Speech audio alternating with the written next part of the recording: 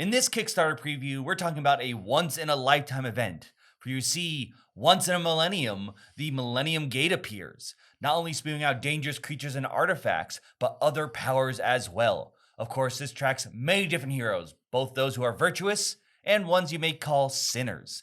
They will fight for this power in what can only be called the Millennium War. That is the only thing that it can be called. Fortunately, that is what they named this game.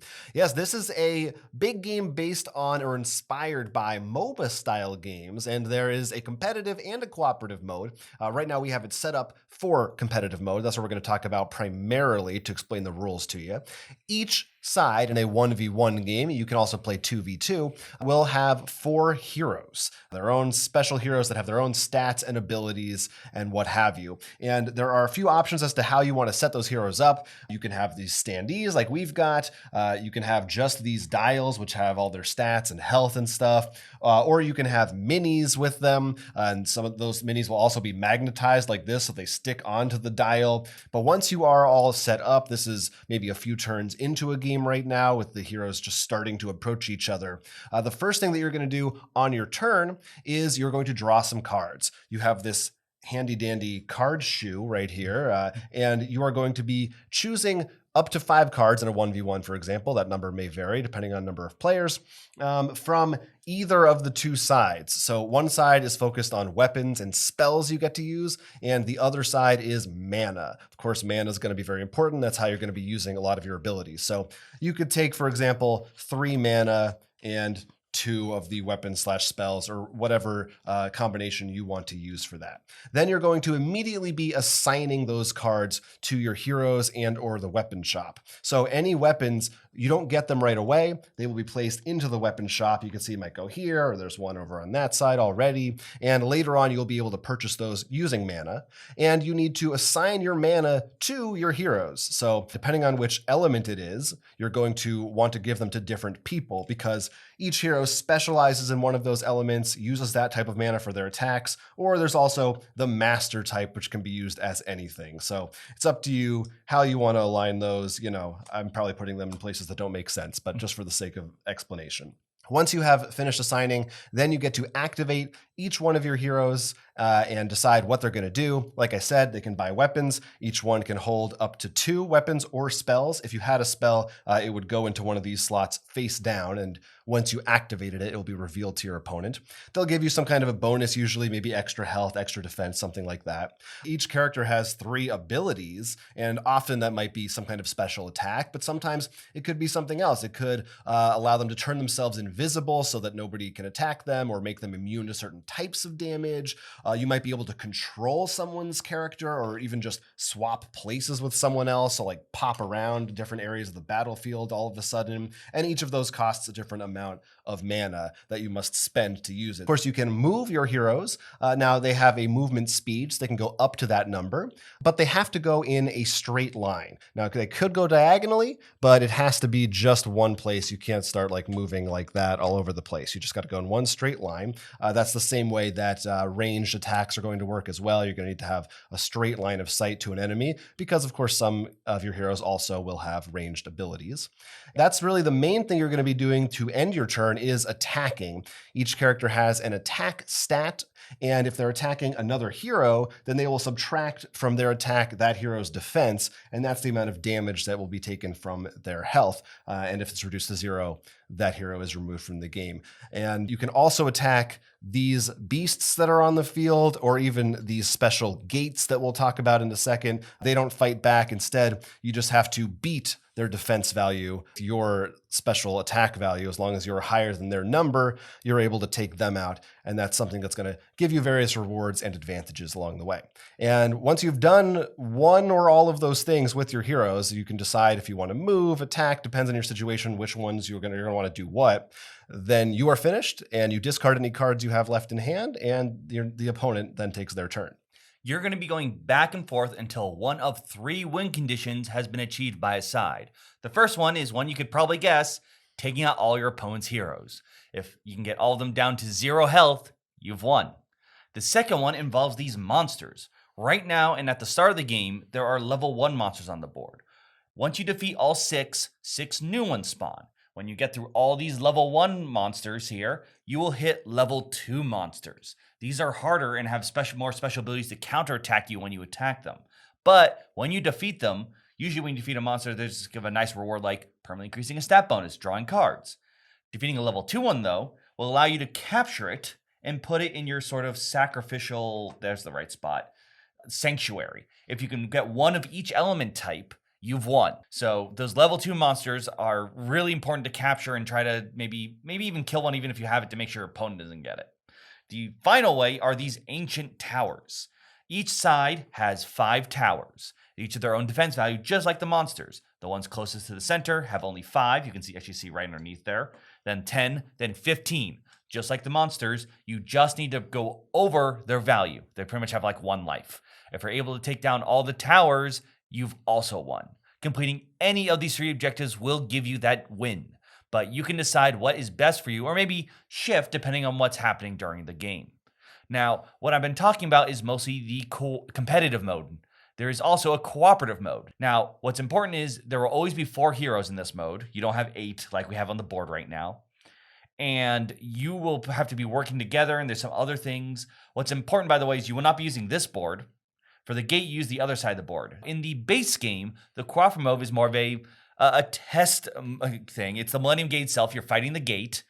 I guess it's a mean gate. I don't know why we want to destroy it. And they have an AI deck. Now, in this version of the mode, your goal is to take the boss, in this case the gate, down to 0 life. Now, you lose if everyone goes down to 0 life, or if the AI deck, pretty much the deck controlling the boss, hits 0. There are going to be plenty of other big bosses and miniatures. We'll put some images on screen, and each of those actually come with their own board as well. That's probably going to also fit more their theme of being like in a jungle or desert. So you're going to have to shift your strategy a bit more for when you're dealing with whatever boss you have in store. Yeah, other than that, the rule set for both modes is essentially the same. Like I said, on your turn, activate your heroes, move them, get weapons, and attack. And essentially, as you go, you're going to be slowly building up your stats, particularly your attack and defense. Those are the 2 that you can affect at least permanently. And you have these handy little dials, as we said, to track exactly what that's going to be. And it's pretty likely that as the game goes on, you're going to be getting weapons and things. Like, I think it's probably rare that everybody's going to stay the same. Within a few turns, you're going to be building up some weapons. But of course, it's up to you how you're spending your mana. You're kind of deciding, when should I use those? When should I buy a weapon? And because each character has 3 different abilities, and like, again, they have the weapons, depending on the positioning, beasts, like at any given time, you have a lot of options of what you want to do. When we first gave this a go, when we have you draft heroes in a specific way, we're like, oh, we'll just choose 4 random heroes. Because I wasn't really thinking about how this was based on a MOBA. And if you ever played any of those kinds of games, you know you have like your jungle or your tank, your ranged. And this game has it. If you look at the character cards, they will actually say things like magical, support, tank. And that is something you'll actually will be paying attention to. We've just shown some cool looking ones on the board right now, obviously, because they have these cool standees. And like we said, you can use the miniatures, which is really cool magnets. If you actually want to swap that one over there just to show the size. There's a little example of one of the minis assembled. Not the same guy, but a very cool one nonetheless. Yes. There's going to be a lot more cool picking. Like, all right, I need someone who can maybe heal. Like, oh, I've got a healer in this tank. That's going to give me a lot of like damage absorption. So maybe I can be a bit riskier with my other 2 picks and stuff like that. So if you're playing this game, I can imagine there being a bit more, this character's really good when paired with this one. So... And there are, I think, 35 just in the base here, plenty of heroes to pick from. Yeah. So you're going to have a lot of combinations there. 35 heroes. Obviously, there's a lot of different, like you said, combinations with your team. And then also just with the weapons and spells that they might be equipping. So, yeah, that's tons of possible combinations and a lot of content just in the base. And then, like we said, there's going to be add-ons. You'll be able to get extra heroes, extra bosses, depending on what you want, and seeing how you like the minis versus the standees. We're always fans of when it's an option because we like standees. I do, but because I can't paint minis. That's right. But of course, also, a lot of this stuff is not final, so Of course. you'll have to look at the page to see what the final versions of these are going to look like. But just from this prototype, the quality of it, I think this is really nice. And if you like this sort of aesthetic that I think a lot of these kind of combat MOBA style games have, it's a little anime influenced for sure, but it's really, really cool, big magical fantasy characters with giant swords and stuff. Personally, for me, I'm actually a really big fan of the cooperative mode because I've played the mode, but just having so much going on, and I just feel like it's really nice when you have someone else to talk to and work together with against the big target. I think you can look at the Kickstarter page and stuff just for all the different minis. We have a page that showed it for us. We didn't have every boss, unfortunately. It is a prototype, but they look really awesome and cool. And I think that means that this is a game you could bring somewhere if you're like, yeah, I prefer the competitive, but if I'm bringing a game night and I know there's some people who prefer more cooperative games, that doesn't mean this has to stay on my shelf. Yeah, you have both options, or right in the middle of the team mode, 2v2. So you still get to compete against people, but you do have that discussion aspect, communication aspect too. And yeah, there's also a ton of different keywords and icons and things to keep track of. So if it seems, relatively simple on the surface of move, attack, get a weapon, increase your stats, move, attack, etc. There's a lot more of potential, like, oh, this guy can do this weird thing. He can push somebody. To me, I think it has a low skill to start, but it's got plenty of, I think there's a whole page worth of trap, free move, mind control, poison. If you want weird abilities, you're gonna get them. Yes, a lot of that stuff is in there. So you can see it's big. It's a big game. It's got a very it's an extravagant presentation to it. And if you like those kinds of MOBAs and you like having a lot of different cool heroes to mix and match and a lot of different abilities, and definitely a game that, like we said, you can spend a lot of time on and you could get really good at it the more you play. Like you said, high skill level or threshold, I should say. Then this is something that you might want to check out, especially with all the different extra tiers and everything. And it is called the Millennium War. We're going to put a link to it in the description down below so you can see if you want to back it for yourself. But there's a lot going on here, and you can let us know in the comments what you think of all of this stuff, if there's something about it that you're looking forward to, or if you have any questions or otherwise relating to the game. Love to hear your thoughts. And personally, if you played any of these MOBAs, what's your favorite role? Are you more going all offense, the tank? Are you there to support your friends? Let us know in those comments. But until then, I'm Will. I'm Jonathan. And this has been Roll for Crit.